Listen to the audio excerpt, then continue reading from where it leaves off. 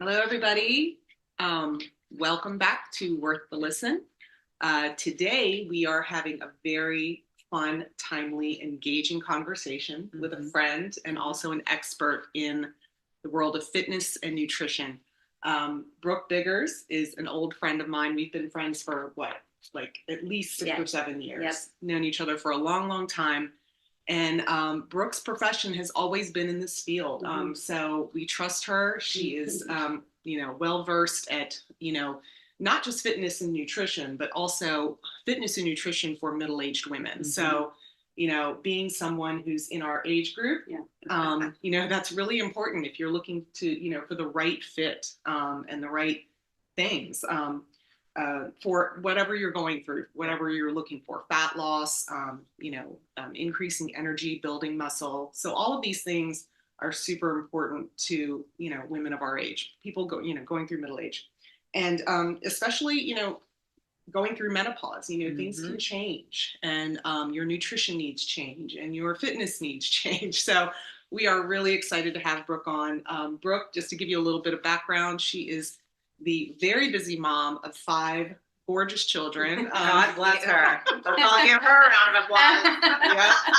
Yeah. And so very busy mom, but also, just an accomplished professional personal trainer and fitness guru. So without further ado, Brooke, why don't you tell us a little bit about how you got into fitness and nutrition and, how you started your journey and how you got here? So it dates way back to just being an athlete. And one of my earliest memories was as a gymnast. Okay. There was a gymnast, all the shorties out there. There was like a real big emphasis on weight, which kind of like messed me up a little bit in terms of my relationship with my body. Like we got weighed before every practice, and that was kind of weird. And then like I was an athlete in college and thought I wanted to do sports medicine. Then I was like sports management, and then ended up in sports science, which is like kinesiology. Then went to grad school for teaching in kinesiology. So, there's this trend, I'm kind of staying in the same field. Then had like kind of a pivotal moment. Like my focus was always just exercise. Yeah. And admittedly, trying to maintain a certain size. It wasn't about health. It was about what I looked like, right? More of my external health, as I like to call it. So then went into pharmaceutical sales. And that's where I got exposed to, thank God for modern medicine, but also there's something wrong here. Like we're not giving our bodies that are so capable enough credit. But I was still young and I was like there for the fun. I mean, it was like a high paying, you walked around in cute clothes and, I lived up in the DC area and it was very work hard, play hard. And, people go out and drink and then pop a bunch of, Advil the next morning and hit the ground. I mean, it was it was really, kind of not healthy time in my life. I was going to say, you just described my 20s and 30s. Yeah, I was just like, I think back and I'm like, totally. I'm tired thinking about it. I'm just like, gosh, and I'm tired of thinking about how hard I was on myself to look a certain way. I mean, and not that that is still important to me, but it's like not at the expense of the things that I was doing to maintain my weight, right? Well, we're a lot wiser now. Right. A lot more reasonable. Yeah, totally. So then I entered into the personal training world, got certified as a trainer and worked at several gyms down in Savannah where we lived at the time, and was constantly frustrated with the majority of my clients who would come in and work pretty hard, a couple of days a week, maybe 3 days a week, but like they really weren't making progress. And I was convinced, I'm like, it's nutrition. It's even probably more things than nutrition, but at the time it was nutrition. Well, all of that schooling that I told you about and my certification, none of that gave me any knowledge on nutrition. I mean, even doctors will tell you, if they're honest, that nutrition's usually an elective, or maybe they have like a 101 class. I've heard that. So nutrition is just not something that is talked about a lot, and it's so important, right? And so I was like, okay, it's a paycheck. Like, I'm just going to keep doing this. Then I got pregnant with Thomas, which is how we know each other, is through our boys. And during my pregnancy, I started learning more about not just nutrition, but like all these other things that played into my health. You know, environmental toxins, things that I was using on my body, and things I was using to clean my house. And I got into this more like holistic health world, right? And then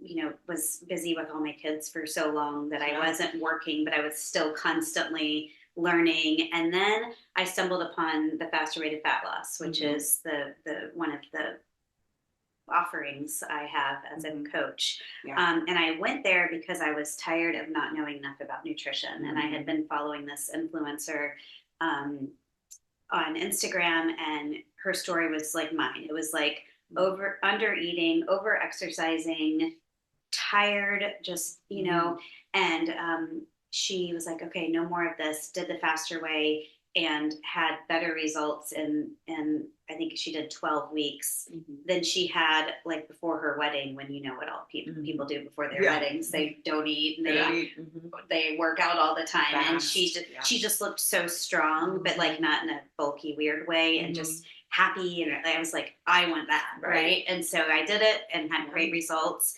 and then was like, all right, I want to coach this. So then the next thing that is kind of, I guess, where I'll end this long story is, then I realized in my coaching in the Faster Way that it is great for so many people, just like any program out there that is not customized, but it's not for everyone. And the people who would leave, you know, I always wanted to know, like, what did you need more of? Or the people who, you know, they tried and tried, but it was like they saw results, but it was like, they should be seeing more results. And that's when I started thinking, there are people who need more. They need a customized one-on-one approach where I'm able to really dig deep and hear, like, tell me about your past. What are all the diets that you've done? I mean, even tell me about your, like, did your mom harass you about your weight all the time? I mean, there is so much deep-rooted stuff that we don't know about, that we need to know. And, you know, customizing a meal plan for these people that is specific and tailored to them. Like the Faster Way meal guide's amazing, but it's just, there's a regular and there's a vegan, and here you go, right? Which is wonderful.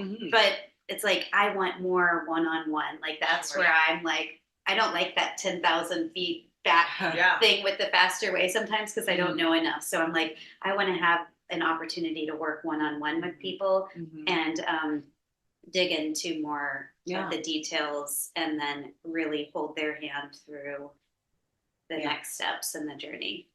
So basically what you're saying is you've taken a more holistic approach, and you know, tailor-made approach when you're working with clients, as opposed to just a sort of a one-size-fits-all. Exactly. Which I think makes, I mean, absolute sense, especially as we age, you know, because everyone's bodies are vastly different. You know, even when it comes to hormones, right? Like, yes. If we say at this time in our life, there's no, you know, magic pill that we can all take to regulate our hormones and, you know, make us sane again. How can we then say, well, your diet plan could be exactly like my diet plan? I mean, because, you know, nutrition is a big part of it. Obviously, exercise is a big part of it, but also like hormonally, like where we're at is a huge part. And what's going to work for me might not work for you. Absolutely. You know? Exactly. Can you explain a little bit deeper, like what the Faster Way program is?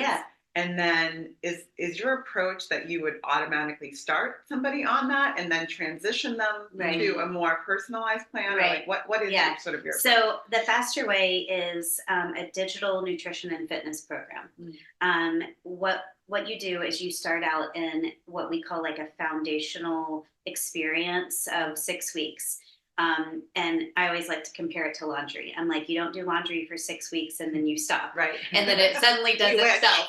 You know, so do not be misled that 6 weeks you're going to like hit your goal and then never have to work towards, moving your body or eating healthy again. Okay. Right. I don't think people think about it. Like they're like, oh, 6 weeks. All right, I'll sign up for that. But it's like, you have to like keep going. Right. Yeah. And so some people do hit their goal depending on what their goal is in 6 weeks, but most people don't because, I mean, 1 out of 2 people now are pre-diabetic. So we're dealing with, and back to the real quick, the cosmetic thing.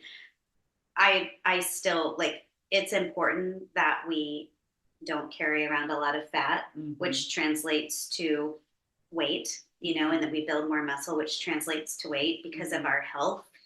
Right. And then the afterthought is, oh, and by the way, you're going to probably look the way you want to and fit into the clothes you want to. But the focus is not just on, I want to be in those jeans. I want to be that size and I want to be this weight. Like the focus is not that for me. That's what I don't like to make that the focus because that's not sustainable, and that's stressful. So anyway, you do a 6-week program and then you have the option to roll into a monthly VIP membership. So I run these groups. Right now I have something like 40 VIP members. And it's a really great, just without going into super detail. I mean, there's a meal guide, vegan, regular, there's workouts every day that are led by our pro trainers that are, press play at home or at the gym. Okay. There's a low impact option for people who need that. There are trainings every week that discuss kind of what our focus is for the week. It's an incredible program that Amanda Tress, our CEO and founder, founded because she was like me. She was a trainer and she was like, there's more. And then she had PCOS and was told she could never have kids. And she was like, oh no. And that's when she found the nutrition component that was so important and now has 5 kids just like me. And so I'm so grateful for her and for the Faster Way. But so to answer your question, do I just say, yes, the Faster Way is what you need? Ideally, no. Okay. Ideally, I am able to, I just launched my website and now I'm wanting to go back and refine a few things because I'd really like to be able to do like kind of an intake call and say, okay, here's what I think you need based on what I know. Like I would hate for someone to sign up and then it's not the right fit. But that's what happens. I mean, we all sign up for things and it's like, oh, you I just excited, right? Yeah. You get excited about working with someone, especially someone who's trusted. Right. But you really need to know a lot more before jumping in. Right? Exactly. And I mean, if I had to guess, I would say like at least half of the people who sign up for the Faster Way just kind of haphazardly have great success. And it's a really good starting place. But then there's the people who they just need more. They need more support. Maybe their blood sugar is off and we don't know about that until I talk to them and say, you really should, get a glucose monitor. Like, and instead they think they've just failed again. And they're like, oh, this didn't work either. And it's like, oh, no, come back. Let me help you. And so, I would love to qualify people, but that doesn't always happen. If you went to my website right now, you could sign up for my next round of the Faster Way. Okay. But so, does that answer your question? Yeah. No, I think that makes complete sense. I mean, it's almost like you're approaching it just like most consultants do. You ask the questions, right, and then you can determine a plan or a program that works for them. Exactly. Would you say that the VIP, because I really love the sound of that, is it more of like a maintenance group, like so that you can continue on with the Faster Way, sort of not on your own, but with some guided, workouts and nutrition recommendations and stuff like that? So it is, you still get the weekly meal guides, just like you do in the first 6 weeks. You still get workouts every day, but you have a lot more to choose from. So there's like a library of workouts to pick. And so you might find the trainer you really love and kind of go for all of his or her workouts because there are men and women trainers. The program is for men and women, by the way. Like I love when husbands and wives or partners or whatever sign up together because you're so much more likely to be successful when you do it with someone, especially someone you live with. Right. And actually the opposite can be true. Like, the opposite can be true too though. Like I had one client, she's like, I had to tell my husband I can't do like the nighttime thing anymore, or at least until I get my nighttime cravings under control, because she was like, that's when we grab the chips and the ice cream. I have to say, I'm terrible. Like, I'll have a really, really like practical, delicious, healthy dinner, and then right around 8:30, and I'm like, that could be a glucose thing. Closet. that could be a blood sugar issue. Yeah. It's not every night, but it's definitely pretty consistent. Yeah. So, which is probably why I can't like seem to shed like the pounds that I want. I know I'm doing it to myself more than likely, but you know. So. Exactly. So how do you get involved then in like their medical history, or like how, you know, like you said, it could be a glucose problem. Like, what do you work in line with medical professionals to help determine what some of the underlying issues might be? So that's where my more customized that I have yet to name yet. So if y'all come up with, you threw out a couple names the other day, and I'm still like, I'm always like, just I have a note in my phone for just keep ideas. Nothing has like, so what my customized coaching, that's where I do that. I don't get to be quite that involved with the faster way clients. I have historically done a little more, honestly, than I should, just based on, you know, like the payment and the like what I'm offering there. It's kind of like I can't really go that deep. But with my customized stuff, yes. And so what I am doing is building kind of like I like to compare it to my realtor's contractor list. Like she's like, here's the people, you know, but there are people who I might work with who are remote, so that doesn't necessarily work. And everybody has a different doctor, you know, so, but yes, I am not a therapist. I am not a doctor. I'm not a nail technician. I mean, I literally tell someone like, you need to go to the spa. Like, you are so stressed out. Like, my favorite one, I can tell you which one that is.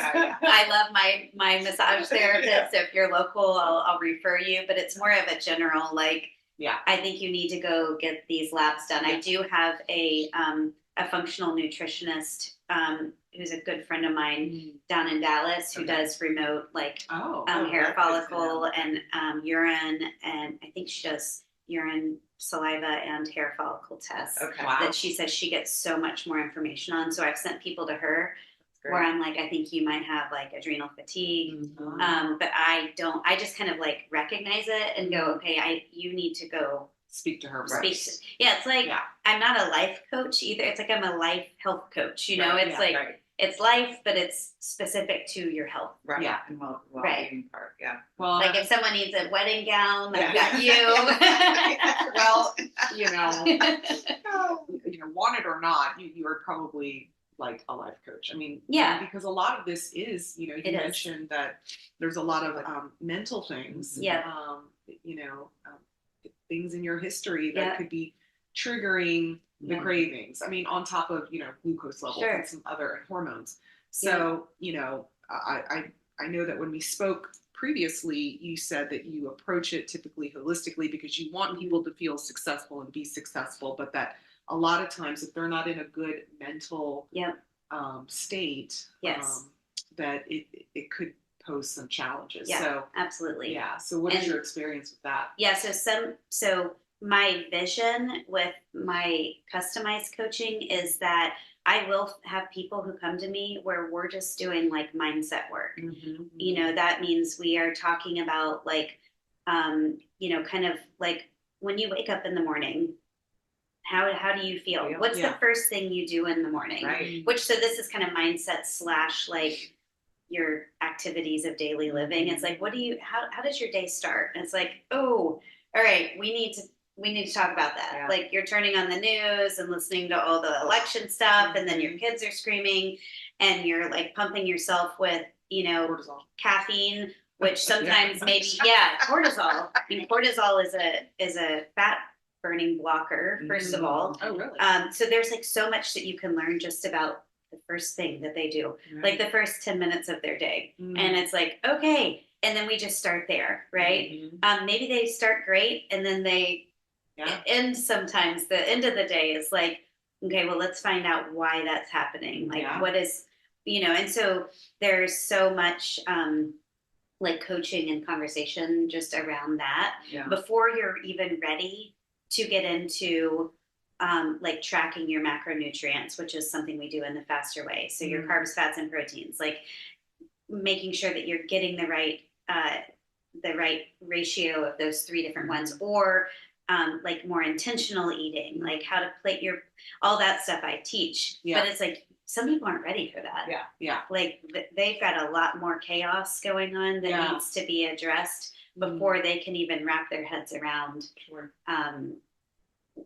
getting, 30 grams of protein at each meal. And I would imagine, does trauma play a factor? Absolutely.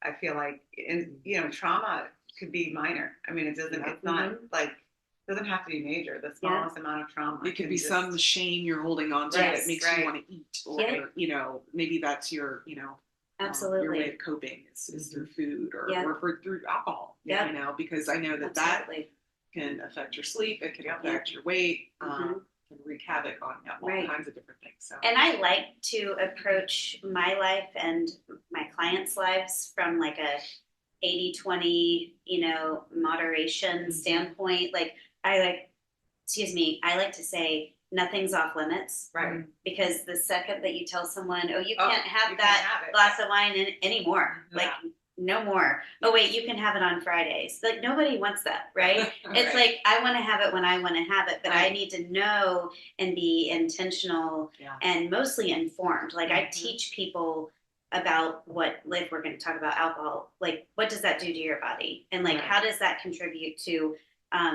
your caloric intake throughout the day? Is it a carb? Is it a fat?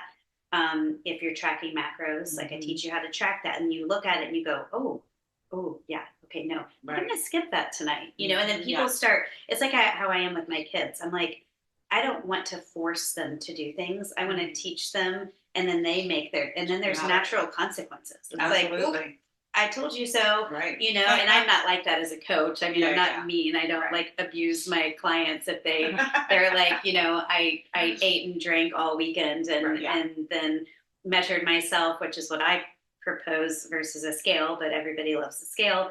They rate themselves and the scale is up, and I'm like, well, I mean, you made it's your decision, and now you can just get back on track because it's a new day. It's Monday. Let's go. That's that you measure and don't use a scale. I think everyone, if you have a scale, throw it out. It's not even accurate. I haven't had a scale in years. Well, good. Don't ever use it again. It's literally not even accurate. I keep telling myself. It really isn't. I mean, it does not take into account muscle mass or water weight. And people put so or much. A big old tumor that you're carrying. Or you're hydrating. I was like, I lost 5 pounds after I had my hysterectomy. Exactly. But yeah, you don't know what's there. And it's just it's a mind fork. Yes, it is a mind fork.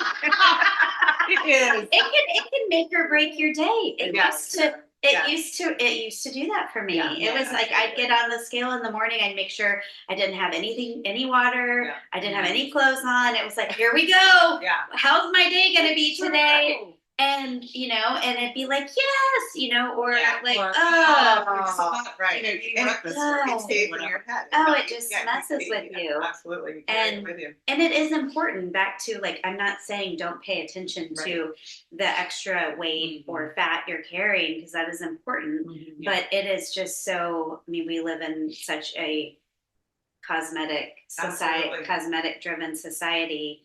And it's just like, but that's where we live. And so that's who I'm working with.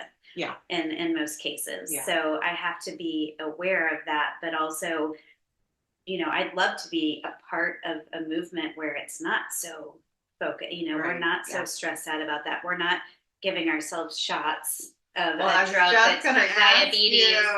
And we're taking it off label just because we want to lose weight quickly and easily, which, by the way, those are not the people I want to work with. Right. So I really, unless you want to help you change your mindset on that, like that's not, I can't. Just, it's like any other fad, a diet fad that people get introduced to, and it lasts for 2 or 3 years. Like, remember that stuff that you would sprinkle on your food? I can't remember what it was. Oh my gosh, you know what I'm talking about? So anyway, so I think it's kind of like that. Yeah. Because right now, I mean, I've heard things about Ozempic and what's the other one called? Munjaro. Well, they're saying that they don't even know why it works. And then they're also, there are people who have been, reporting really bad side effects. So I feel like, only time will tell. Yeah, but that's absolutely right. That's the scary part. Yeah, but it's, to me, again, it's a Band-Aid on a problem. Yeah. And well, you know what I may find not funny last. too, and I don't want to get political about it, but it's funny to me how many people won't get a vaccine because they're not sure what's in it, but just to look good, they'll just put a shot in their belly every exactly. Like that doesn't, like, make it make sense for me. Yeah. Totally. And it might be the greatest thing that's ever happened to our society. We don't know. Right. I think it's still way too early to tell. Yeah. And I also think, like, so Oprah just did a special. I know. I was going to bring that up. I only watched it. Listen, it's Oprah. It's Oprah. Isn't that ironic? Yeah. I So mean, what did she say? But she's also the person who's always struggled with her weight and admits that she doesn't have the discipline. Yeah. Even with someone who has every amount of money and access to, chefs and all, but she says she struggles with the discipline. Is she diabetic? No. I mean, she might be pre-diabetic because she has, depending on, when in her life when she's carried weight. Yeah. But like, I'm guessing she's probably taking it. And well, she didn't come out outright and say that she was. But I think, you can deduce if you watch the special. Yeah. But one of the things that, and again, I heard this again on the TV the other day was she had doctors on, and she had doctors that are very familiar with Ozempic and Wegovy and whatnot. And they said the drug's been around for over 20 years. And now I don't know if they knew that it could be used for weight loss 20 years ago. It's like Viagra was first for heart. It was, and then they're like, oh wait. When they're like, okay, let's go. It was for I think not it was like heart. cataracts. No, you're right. It had something to do with your heart. Anyway, but yes. Really? So they didn't sometimes know. Drug, it shows that it can cause something else. But to your point, she said, I have access. I'm a wealthy woman. I have access to the best doctors, to the best care, to the best solutions. And you're telling me this has been around for 20 years and I'm just learning about it now. Right? So that's one thing where it's kind of a head scratcher, right? You scratch your head a little bit. The other part of it is the accessibility piece. Right. It's very expensive. Yeah. It's like $1,000 a month. Yeah, to do that. It is. Yeah. It's so pricey. And listen, I'm not shaming anyone for doing it because I know a couple of friends who could not lose the weight. Yeah. And it could be due to their hormones or whatever. But they did lose some weight. So I mean, there is something to it. I'm just saying for sure. that we're not exactly sure why it works. Yeah, and how long it's going to work for. Because here's the thing: it's like being a diabetic. Do you have to spend $1,000 a month for the rest of your life to take that shot to stay? And what is it actually doing for your overall well-being, right? And then, other than losing weight, what is it doing to the rest of your organs? Yeah, I mean, I think that that's the only benefit is that it's helping you lose the weight. Otherwise, it's causing all kinds of gastric issues. Yeah, issues I've heard. And what do you do when you don't have it anymore? Right. Whether it stops working, you can't afford it. You just are like, okay, I don't think I want to give myself this shot for the rest of my life. So my whole thing is like trying to like really like hold people's hands and work with them, because the people who I know who have struggled with weight, some of which are taking it, it's been so hard for them that they are like, I'm just going there, which makes me sad, whether it's that or anything else that's super restrictive. I'm sad for the people like I used to be who get on the scale every morning and restrict their food intake and they're hangry and they're at the gym for out. Like, I feel sorry for them too. Yeah. Like, that's my whole thing is like, there's a better way that is not hard. Yeah. That like, my whole thing is like keeping it simple. Like on my website, I say, compassionate action and simple habits or something like that. Like, it's not complicated. Right. It really isn't, but people overcomplicate it. Like I was listening to a podcast where they were like, just think about going into a grocery store. There's high fat, low fat, high fiber, low carb, keto, like all these like, oh my God, which one do I, what do I do? Yeah. And like, that's what I'm here for. I'm like, well, depending on what your goals are and, there's more to it, but it's like, I'm like, here's what you do. And, oh, you don't like that? Okay, well, here's an alternative. Like, but you have to have that conversation with somebody. Yeah. And that's where so many people, they don't have someone who they can work with one-on-one, because like I said, doctors don't have the nutrition training. Right. Nor do they have the time. They're not going to give you that time. I mean, I think, you know, at least what I'm hearing, and which I think is so needed, is like, you're almost like an accountability coach, but also an advocate, right? 100%. Because you're going to try something and it might not work. Like I think about like when I went gluten free and everything, I was like, it worked for me. It did nothing for me because I did it for inflammation because I have so much inflammation in my body. And then I did intermittent fasting, which I've just learned today is showing to be to be a huge contributor in it might be heart disease or something regarding women, but like, you know, everyone thought intermittent fasting was like the thing to do. And so, you know, what might work for you, I might try and it might not work for me. And the instinct is to be discouraged and to throw the towel in. And it sounds like you hold their hand and say, okay, we're not going to throw the towel in. It just, that didn't work.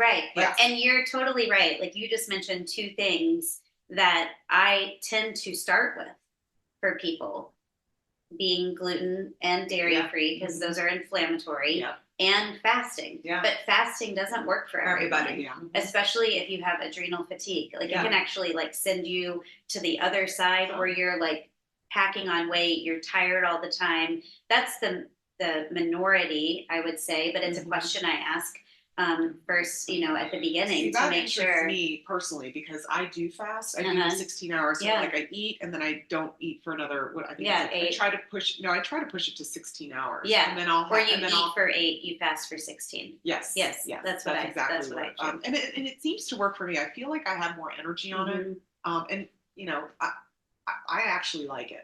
But I don't know if it's helping me. Well, and it's like two things. Is it helping you? Which, by the way, that's an internal and external conversation. And there's all kinds of cellular repair. My mom died of cancer, so I'm aware of like, oh, that might start off a cancer tumor that's growing inside me. Okay, sign me up, you know? So there's all this like cellular repair and autophagy that happens. But then there's your body starts burning fat for fuel. Once, you know, it's dipped into all the glycogen or carbohydrates, fuels, and then it goes to fat. So you can also become like a more efficient fat burner. But like I said, that's not everybody. And there's some people who just, it makes them like bummed out to think about like, I don't want to only eat for 8 hours. Like I love having breakfast with my husband at 8 a.m.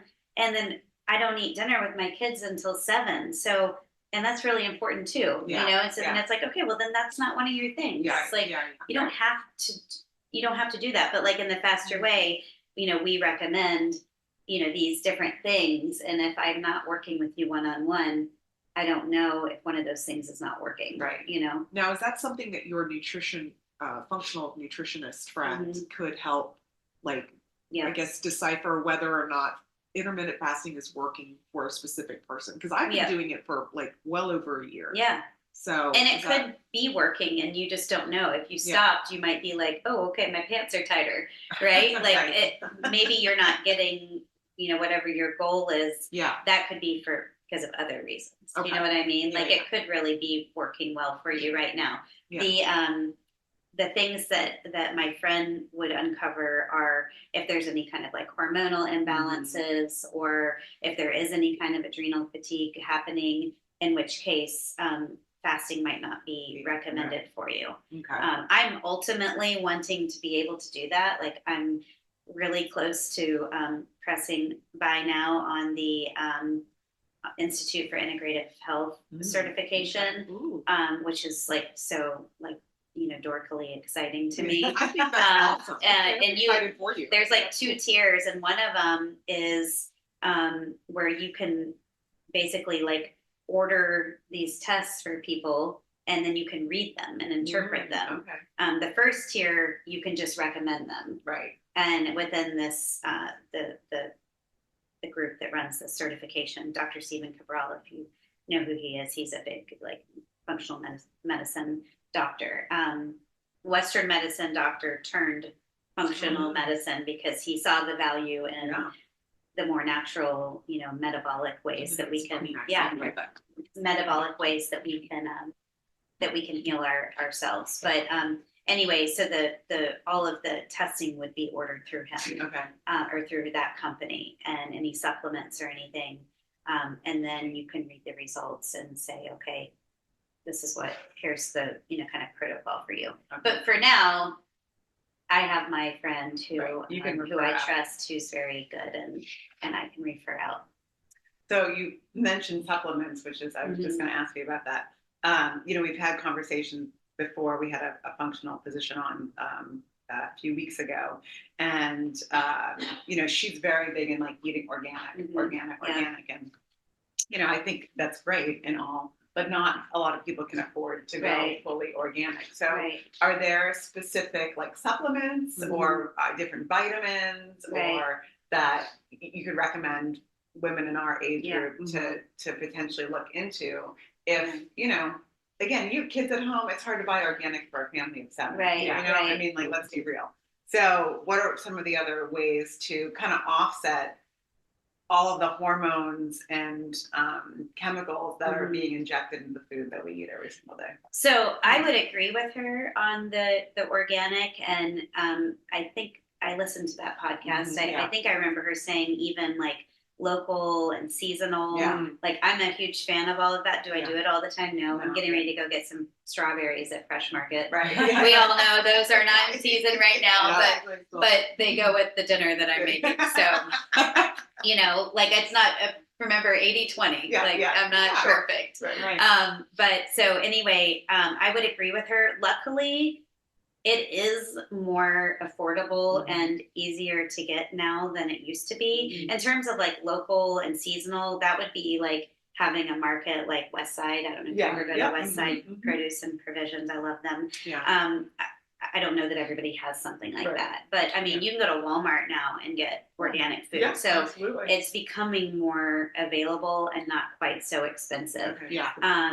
But I would say you're probably going to end up spending more money on supplements you don't need, because you don't really know what you need unless you have that lab work done. I mean, some can be done at your doctor's office, but the more extensive stuff, you might need more extensive testing. But like magnesium is a big one that's totally linked to sleep and anxiety. Yes, I've heard that. And so, like, if anything, I'd say like make sure you're taking a magnesium supplement, or like pumpkin seeds are full of magnesium. Like, eat pumpkin seeds every day. So I would say though, it's probably more expensive to try to like start taking a whole bunch of supplements, and they're not all created equal. They're like protein bars, the protein bars, like, holy moly, right? They're not all the same. That's the kind of thing I teach people is like, these are the ones you go to, none of the other ones. Right. But it's so overwhelming. Supplements. I mean, holy moly. Which is, we joke about supplements. You should have someone on here just to talk about supplements. I'm a sucker. I will admit, I have got probably 18 supplements in a bowl, and I'm just like, which one is Which supplement cocktail am I going to make today? I mean, they're your go-tos, but I would say that those are more for like immune support. Like I always have like zinc and elderberry.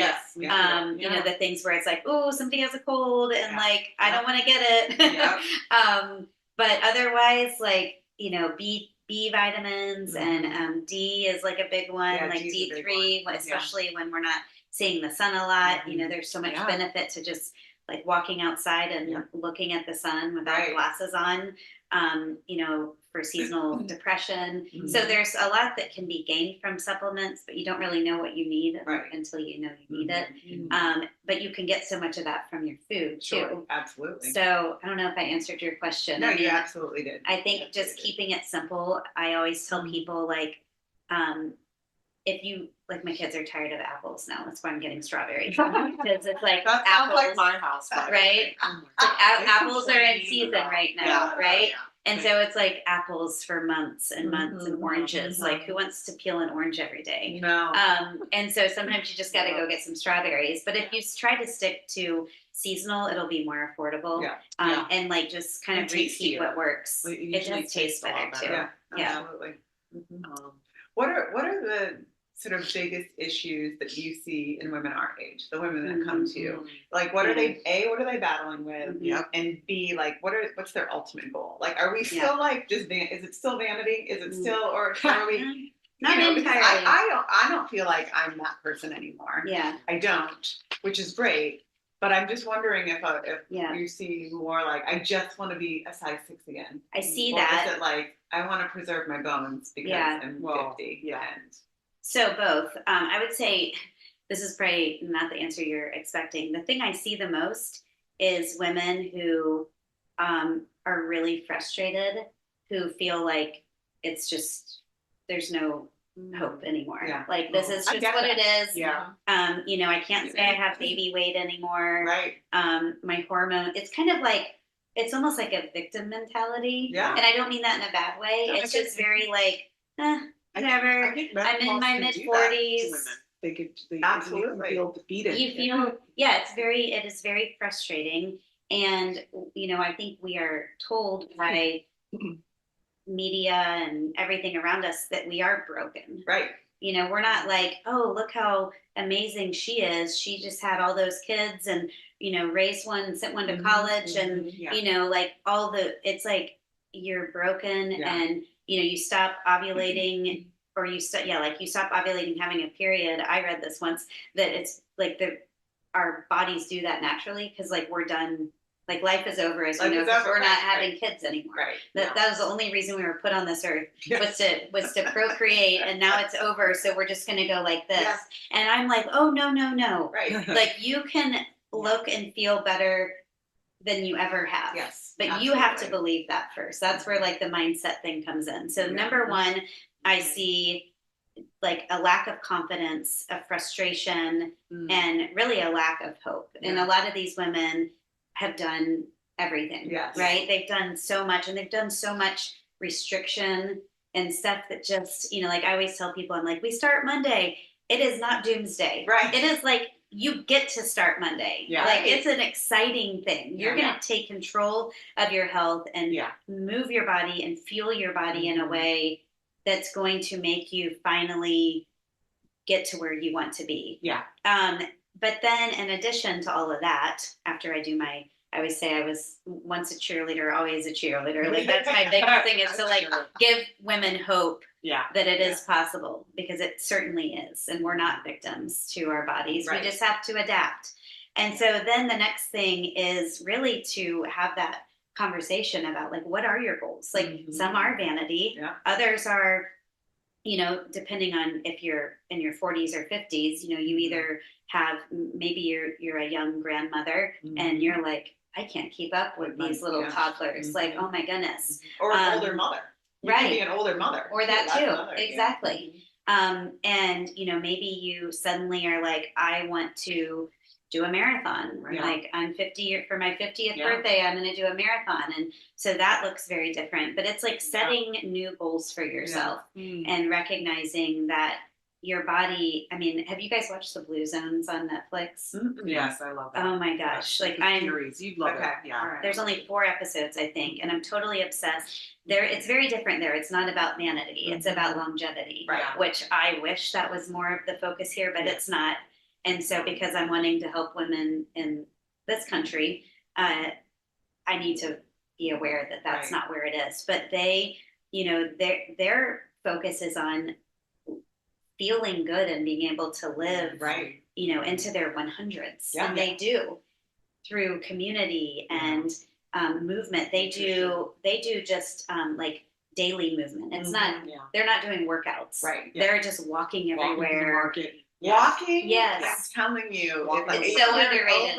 It's underrated. Yes. And I want to talk about movement for a second because, gosh, Penny and I, so many times it's like, I hurt my shoulder the other day, so I'm upset. Like I hurt my back the other day. I don't know. So I do yoga, Pilates, and I do weightlifting, And I do it all on my own. And like you, I was an athlete, so I trust myself that I'm not going to overdo it, or that I know that I'm doing things the right way. But one of my frustrations is that I'm 51. My body does not move the way that it used to. I have to modify. And even sometimes with modifications, I will get slightly injured, or my arthritis will flare up. And I think the most confident, self-assured person would still feel like can I catch a break? Right. I feel like I'm Yes. taking 2 steps forward Yes. and taking 3 steps back. Yeah. How do you deal with that with your clients? Yeah. Because that's a great that is such a mind fork. Yes. it is. All these We're mind trying not to forks. swear here on the show today. I mean, for me, That's it's the big one. Yes. I have the motivation, Right. Yes. right? Mentally, I'm like, I'm there. I'm like, okay, I want to do this. Yeah. I want to Yeah. run that marathon. I want to, gain that muscle back in my whatever, but it's like, and then you go do it, Yeah. and then you're like, There's oh, limitations. Yeah. like, no, you're not. Right. Yeah. And you're in Like- compression socks. Yeah.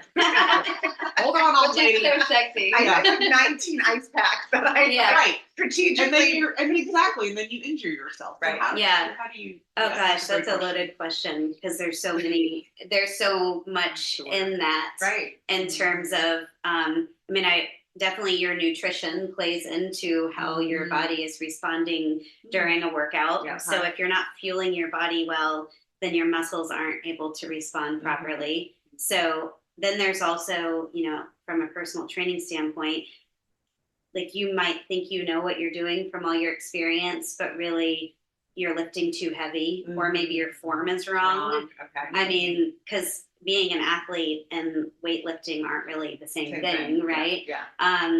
And so, there's that element. There's always like, where are you in your cycle? Even if you don't have one anymore, you still have one. Right. Because people think like, just because I don't bleed, I'm done. Right. No, you'll have a cycle until you die. Yeah. And I like to tell Yay. people for I know. the simplicity, for the Speaking of simplicity, cheering, yay! Yeah. even when you have a hysterectomy, your body still goes through a rhythm. Right. And so I always tell people, for simplicity's sake, because I'm all about simplicity, just follow the moon calendar. So you should be in, like, there's a reason the moon is, there's a 28-day moon cycle. And guess what else is 28 days-ish? Right. So it's like that last week leading up to when you're supposed to bleed, you're usually like pretty sensitive. Like fasting is usually a little bit harder.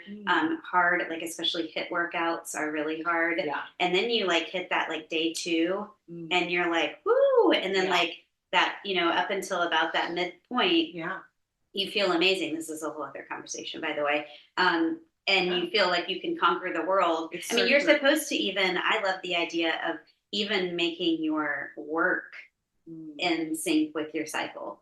Like there are times you're like, I'm going to get on my Instagram page and I've got all these ideas. And then there's times like, I don't want to do anything with Instagram. Like nobody wants to hear from me today. Right. And so it's the same thing with workouts. Back to your question is there's just a lot of variables and you just have to really like listen to your body and trust it. And if it doesn't feel like the right thing that day, then go for a walk. Right. Yeah. Walking will never feel bad. Right. Yeah. Literally ever. Yeah. And it's great for more things than just like vanity. Right. It's just it's wonderful. Oh, that's great. Well, Oh my gosh, I feel that's great. validated because I feel like you just basically described my entire month, because there will be some weeks where I'm just like, why am I so tired? Yeah. Or like, or why does it feel like I'm just not motivated? Yeah. So it just totally makes sense. Right. And you've actually always had that. We were just more resilient with it when we were younger.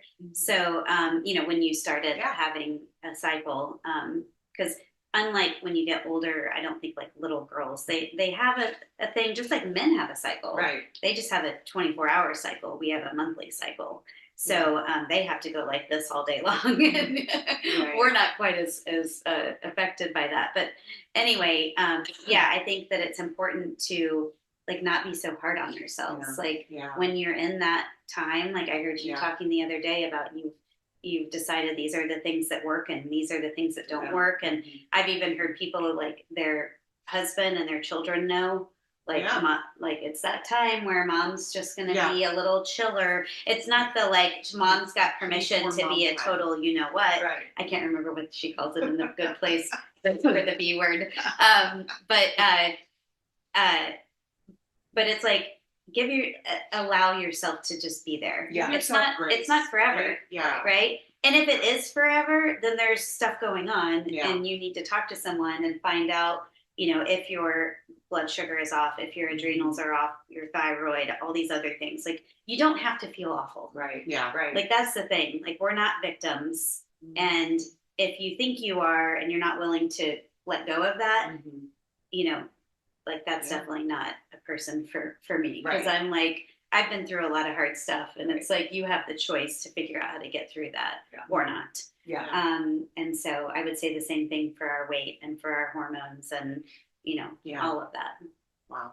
I'm just happy that you said all of that, because there are times where I just need to feel validated, right? And we're just women. Yes. We're just middle-aged women, yes. and we just got to give ourselves, more grace yes. and more support, oh. because it's yeah, you're right. It's like 1 week is different from the next. I feel like so it's nice to hear that fitness plays into that as well. Yeah. Well, and I think just movement. I like the word movement almost over fitness, because fitness to me connotates like you got to be a CrossFitter. Or you gotta go something to the gym. hardcore. Like and a friend of mine said this to me a few years ago. And again, probably a time when I was, couldn't move for some reason or another. Yeah. Because I have too many ailments to rattle off right now. But she said, motion is lotion. Oh yeah. Right. Like motion is lotion. Just keep moving. Just keep, because the second I think of I always equate it to like the Tin Man. Yeah. Right. Like you stop moving. Yes. And you try to, lift that weight. But your joints just, your body can't. Yes. We don't bounce back. Our recovery is longer, and we don't bounce back like we used to. Right. So I mean, even things as simple as walking for like 5 or 10 minutes after you eat, like that does so much for our bodies and our minds. Like movement is medicine. Yeah. And isn't that a place here in Norfolk? I think that's it's called that. I think it has there. But yeah, it is. It's true. I mean, food is medicine and movement is medicine, and that's the whole idea behind this, like functional. I don't call myself a functional health coach or anything like that. Although that sounds kind of good. I like that. I'm like, I know, or do I? I like it too. But that the idea in like metabolic health, I talk about that a lot, is that nutrition and movement can solely help so many of these things that we think there's no hope. Right. Like you can reverse almost every disease. There's a TED Talk, I forget her name, Terry someone. She actually is a doctor, I don't know how old she is. She had MS, multiple sclerosis. That's where you slowly become immobile. Right. Right. You're wheelchair bound. She was in a wheelchair. And she reversed her MS through nutrition. I think she did all plant-based. I forget, like it was pretty extreme, but still, it's like, you can reverse these things. Like right now, to anyone who's listening, like whatever your thing is it anxiety? Is it, seasonal depression, affective disorder, whatever? Is it, a body ailment, inflammation? And it might be trial and error where you have to, like dairy, for example, people quit dairy free too soon. It takes like 2 weeks for your body to rid itself of dairy. And people are like a week into it, they're like, nope, this isn't working. So sometimes it's harder. Like you have to be willing to do the work. And if you're not, just like anything, if you get a job, you have to go to work. You won't get paid. If you don't go to work. It's the same thing. No, I think that there are so many, like you said, simple things that people can make, adjustments in their life, whether it be nutrition or just getting up and moving more. I saw a podcast, a Harvard professor was talking about just how sitting is like, it causes so much, so many health issues just from sitting and not getting up and walking.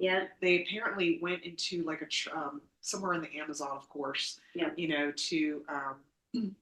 to research this tribe and why they were living for such a long time. Back to your blue zone discussion, but essentially they were hunters and gatherers. They had things hadn't really changed in hundreds of years. And the one thing that they did was, they sat on the ground, but they were always moving. They were always somehow, like fetching something, or putting wood on the fire, or you know, because they just didn't sit for very long. Right. Yeah. So it was like, you know, it was such an eye opener. And he was like, and that was one of the things that he stressed is that, you know, if you are in an environment that you're sitting a lot in, just get up and move every 30 minutes. Even if it's just to go get a cup of tea or, you know, whatever, just stretch. Which is why I love, now you see they have desks that like raise and lower. Well, that's what we're on here. Okay, standing desk. Yeah, so it's like time to stand, you know, if you have a desk job, if you can get that, especially if you work from home, just set a reminder and it's like, okay, time to stand. They also have those walking treadmills. Have you seen those? Those are the or walking paths. I don't know if I could do You're that. walking and working at the same time. It's slow. You're very slow. I know. Yeah, this is not a power walk. This is like you're just moving your body. So I love that things like that are becoming more common because, I mean, we do spend far too many hours in our days sedentary. Absolutely. Well, we're a very sedentary society. Yeah, we are. And that's not going to change. Like Wes and I were talking about the blue zones and like, how can we like try to like recreate that? And we're like, oh, you can't walk to work. So that's off the list. Because he works at the town center. Like, you know, there's all these things we just can't do, but but we can do some things, you know, like there are things we can do. Park further away at the grocery store, you know, don't order your groceries, which I do every week because that's easier and it reduces stress and it's better for my budget.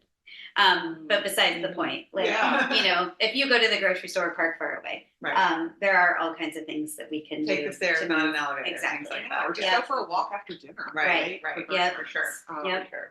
Just to get moving. But exactly. Yeah, it's and then the nutrition thing, you mentioned plant-based. And so I've been, you know, I was sick a couple of weeks ago in bed and I was like, oh, let's just see what's, you know, on Netflix. And so I started down this rabbit hole of like vegan documentaries, like, you know, eating a plant-based diet. And I was fascinated. So, and I do believe that there's some truth to that, you know, getting rid of dairy and red meat and really any kind of meat, although I don't think I could ever give up fish. That is the one thing that I absolutely love.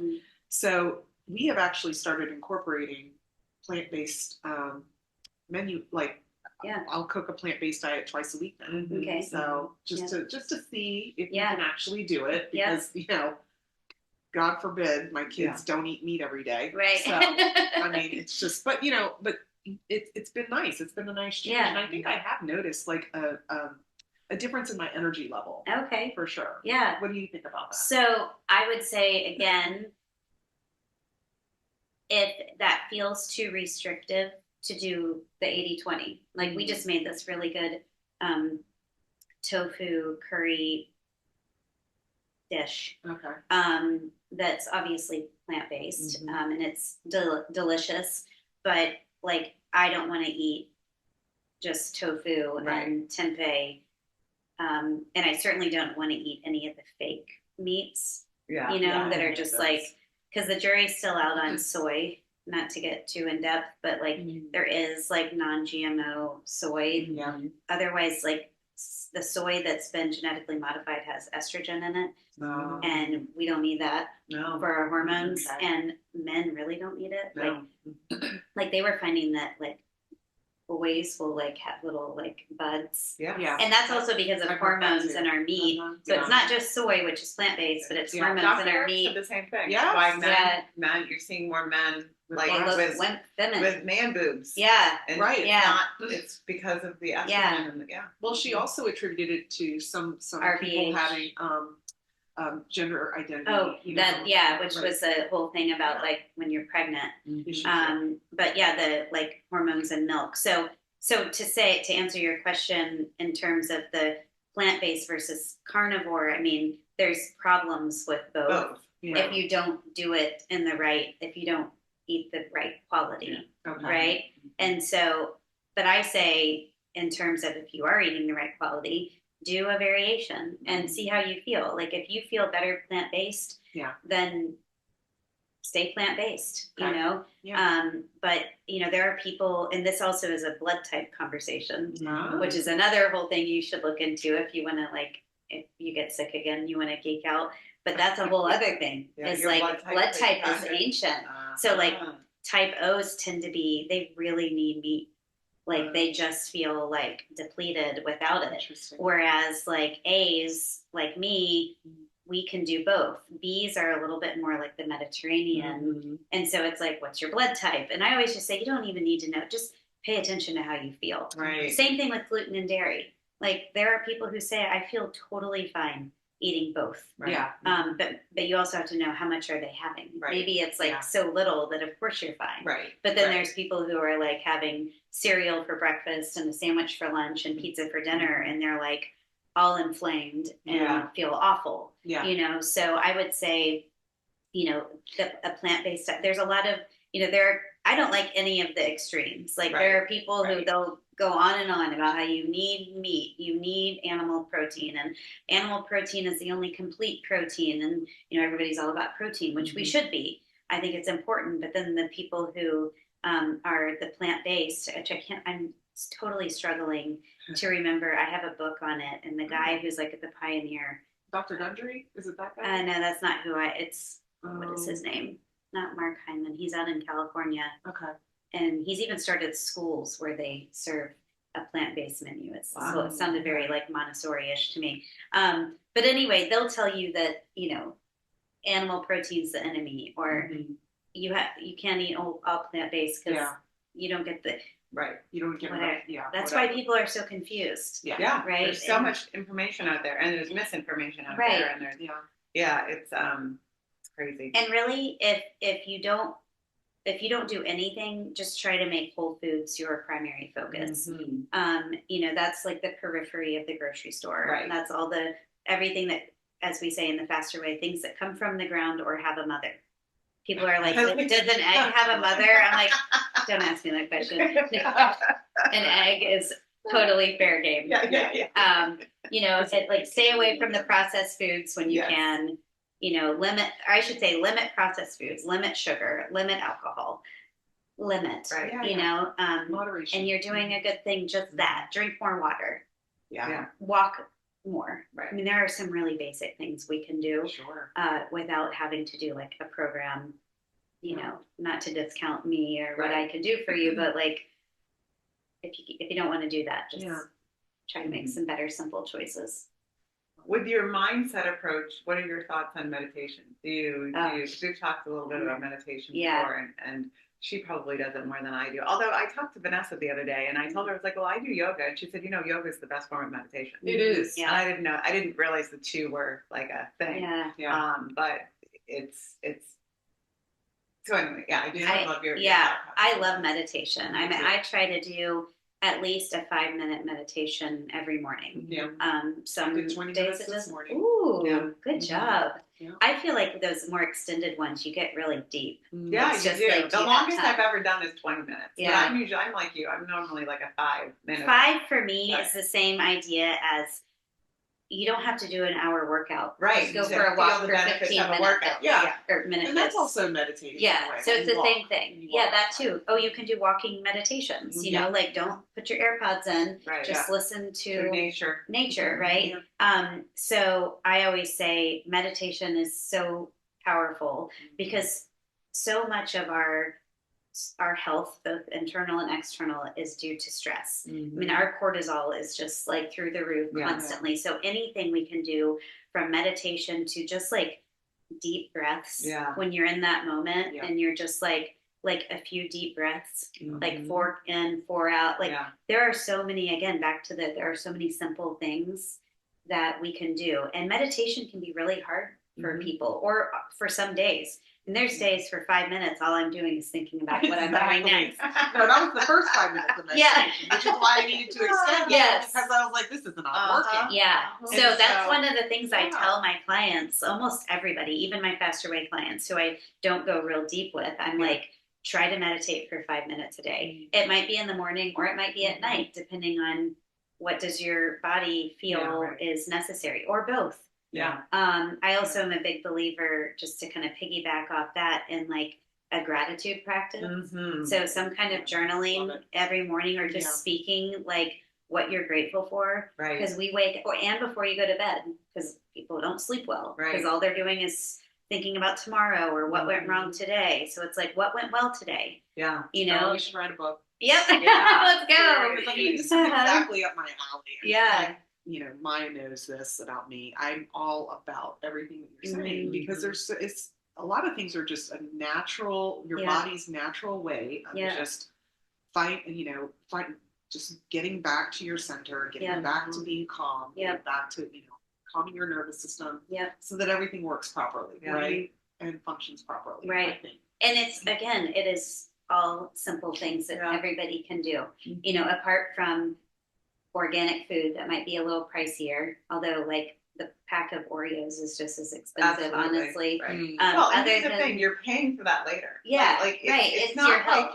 It's your health. Right. You're paying for that. When you get sick, when you have to keep going to doctors, when you have to keep paying co-pays, when you have to ultimately have the surgery or get diagnosed with something, God forbid, even worse than that, you paid for it. Yes. But people don't see that. They don't see the future in that. So, but apart from, how you're going to budget for your groceries, maybe needing to go buy some weights for strength training or belong to a gym.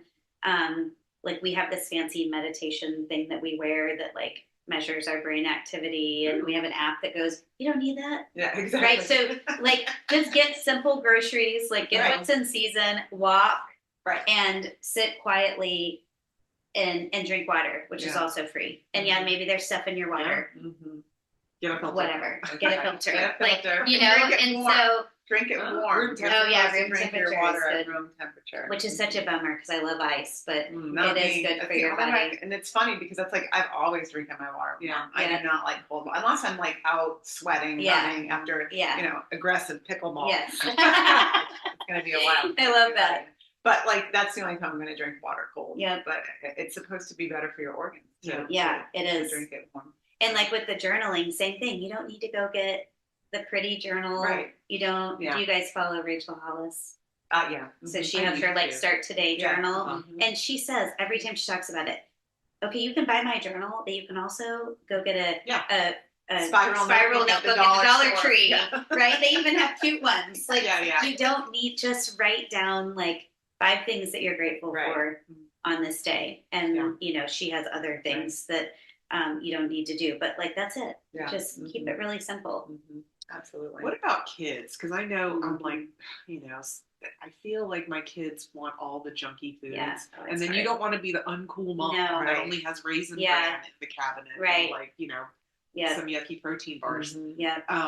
But how do you approach that, or do you allow them to have some, and then I don't know how to balance it. Well, first of all, I don't want to restrict anything because then they're going to want it. And I have even like CPS could come after me, but I'll give my kids like a taste of my glass of wine. Yeah. Oh yeah. Because it's like, I don't want this to be the forbidden fruit. Right. And then literally, and then they're out and it's like, oh, I need like, it's like, it's not a huge, that's like what they do in Europe. Right. Like kids have wine with dinner, like a little glass from the time they're little to the point that they just don't care. Yeah. And they maybe don't even want it. Just like some people don't like milk. It's like, I don't like wine, so first of all, I try to not have anything off limits. Now, does that mean I buy all the junk? No. I mean, yes, we have a lot of Girl Scout cookies at our house right now because the twins are friends with a girl who was selling them and we wanted to support her. Girl Scout and cookies. They wanted some Girl Scout cookies. Right. Now, do I let them binge on them? No, but I also like to employ that natural consequence thing again. Remember, it's like, they're learning like, oh, I don't really feel good after eating 5 Samoas, right? Which is my favorite one, by the way. I love those. Really? Oh my God. I love coconut. Oh, those are my second. Yeah, those are my second too. And so I have to limit myself with those, like, and not in a deprivation way, but in I'm allowed to have that, but I won't feel good if I have more than, I don't know, one. Depends on the day. So, okay. So nothing is off limits. I don't buy a lot of stuff though that's junky, but I also am trying to model for them that healthy food can taste good. So I Right. try to include them in my meal planning.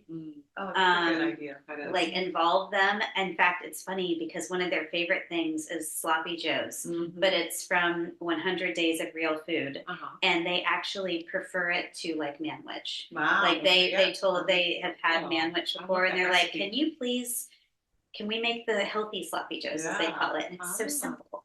Because I'm also a big believer in simple recipes. It's like obviously hamburger meat, a can of tomato sauce, a can of tomato paste, carrots, I think celery, and then like spices. Oh. It's like so easy. Yeah. And and back to the organic thing, like a lot of stores have their own generic brand of organic. So you can find like that tomato paste and that tomato sauce and whatever the organic is for whatever store you shop at. Like I shop at Whole Foods mainly, and it's like, $1 for a can of tomato sauce that's organic, and maybe like 70 cents for the non-organic one. So anyway, so I try to involve them so there's no like, that after you've gone through all the trouble and expense to make dinner. And then just talking to them about how they feel and how it's affecting them. I mean, if you have athletes, they can be a little bit more inclined to want, like if you tell them that their nutrition is going to make them perform better, and vice versa, they're a little bit more in tune with that. Like Thomas got really into the Tim T. Was it? No, it's the Tom Brady. Tom Brady. Oh my God, he's insane with his nutrition. He's amazing, right? He's a case study. Seriously. What does he do?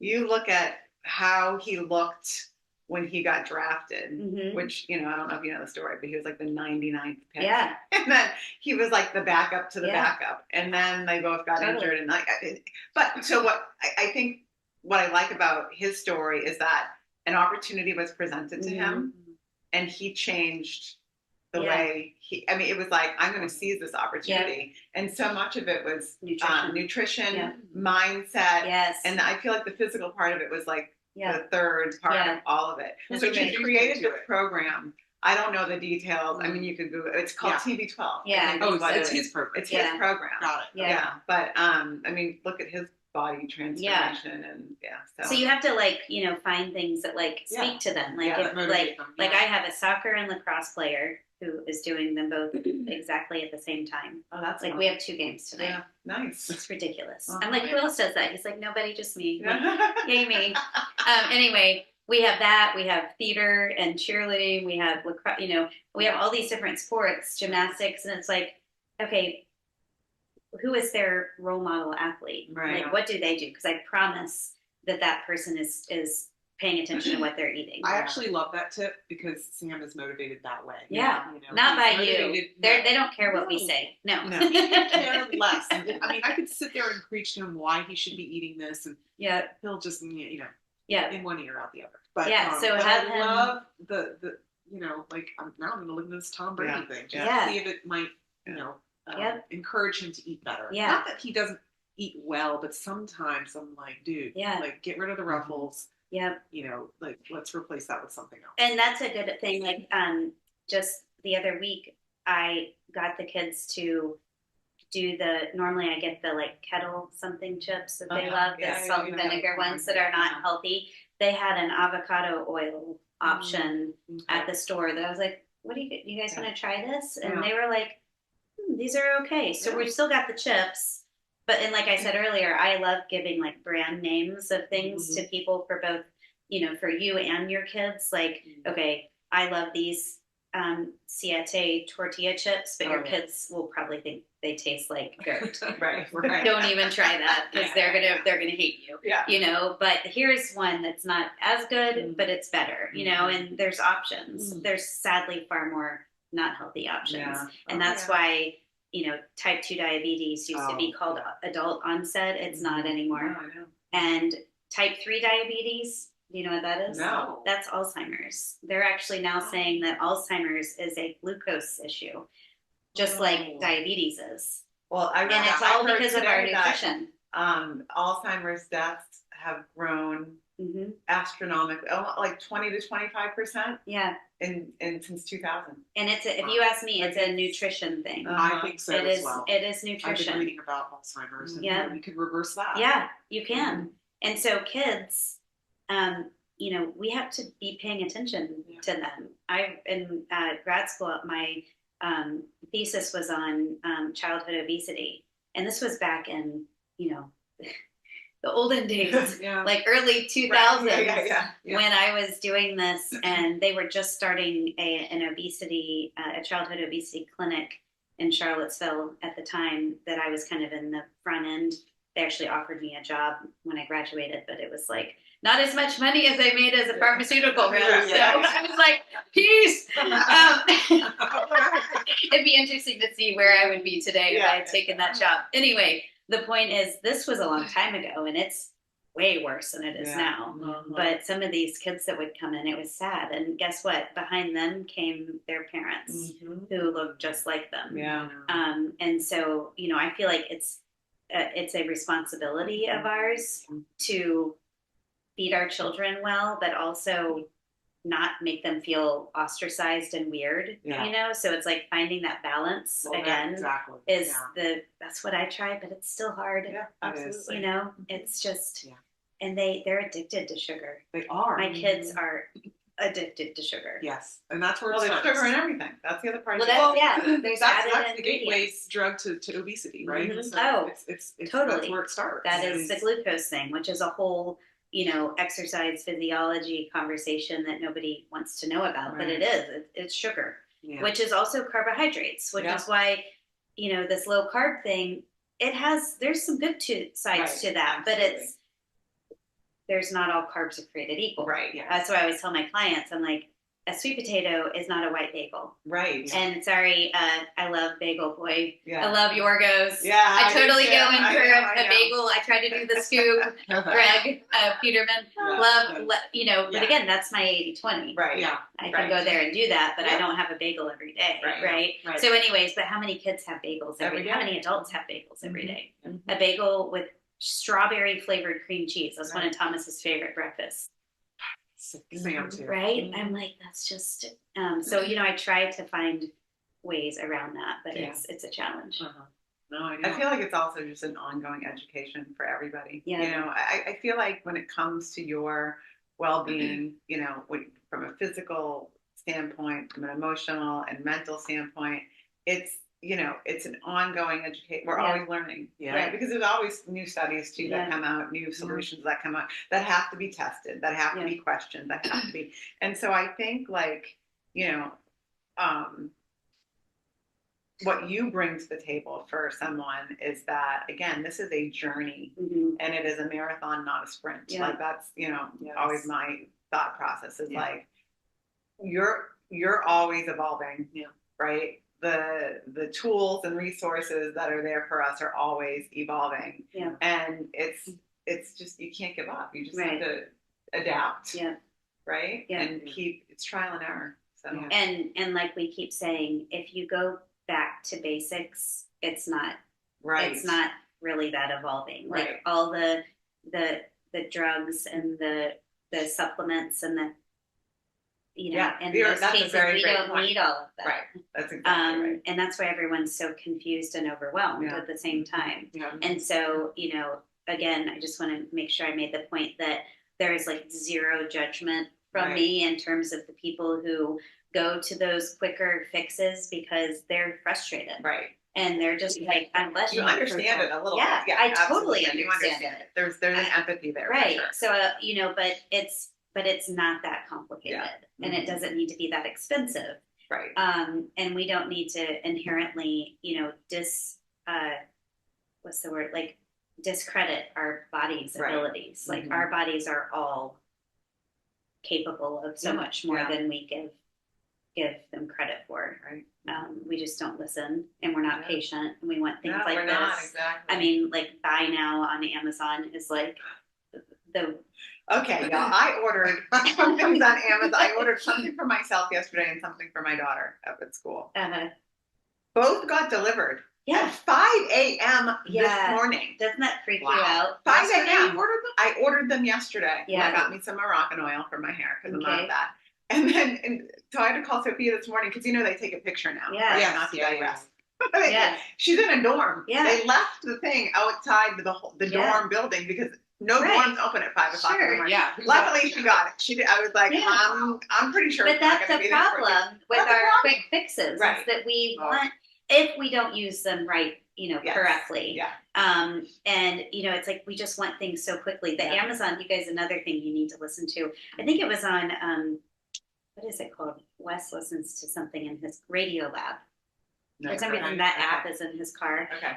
But there's one on the Amazon, and it's freaky. These people who work in these Amazon plants, I love Amazon, so I definitely am not.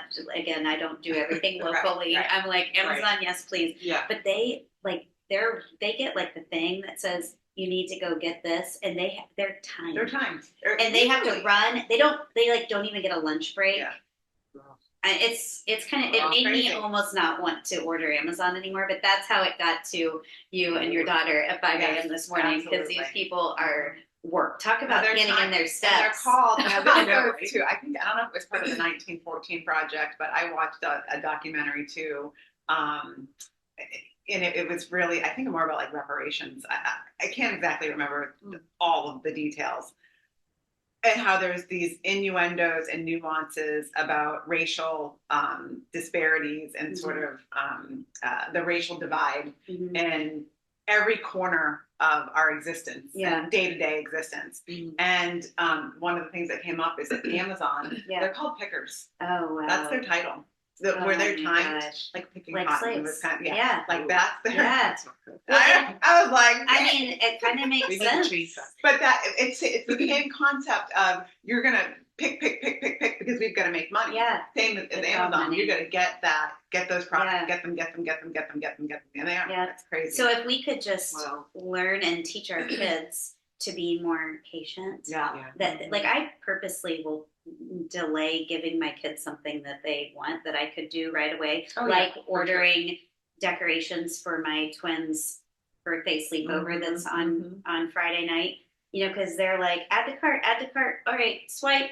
And I'm like, hold on, I'm not they're like, can I swipe? And I'm like, I want to look at it and hold on. And then I'm like, they're like, have you done it yet? And I'm like, no, still, I'm in the middle, and I'm not. Right. But I'm just like, relax. Yeah. It doesn't have to happen so quickly. And just simplify everything, it doesn't have to be, we just overcomplicate everything. We do. Well, we live in a consuming society. We do. We feed the monster. So it's kind of I love that tip about just wait a little while before, hitting buy now.